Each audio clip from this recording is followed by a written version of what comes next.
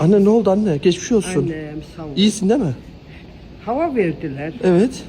Serum taktılar. Tamam. Çok şükür iyi. İyi iyi, eline yüzüne kan gelmiş. Neymiş Kan sebebi geldi. neymiş? Strese sokmuş beni baban. Babam.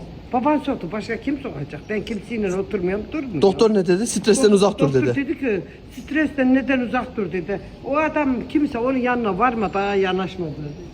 Yanaşmayacağım da varmayacağım. Ne oldu? Aha. Anne seni buluyor. Ne oldu? Doktor dedi ki beyin dedi nasıl bir insanmış dedi seni bu kadar strese soktu dedi. O zaman bir ay yanıma gelme Vallahi ya. bak. Bir daha dedi onun yanına varmadan yöresine varmadı dedi. Bir daha dedi senin yanına varmayacağım da gelmeyeceğim. Git git. Anne o zaman biz yönümüzü değiştirek. Gel o öbür kapıdan Bu geçsin. gitsin, biz Anne git. gel. Hadi bakalım. Aynen gel o öbür kapıdan Daha gitsin. geri geliyor o.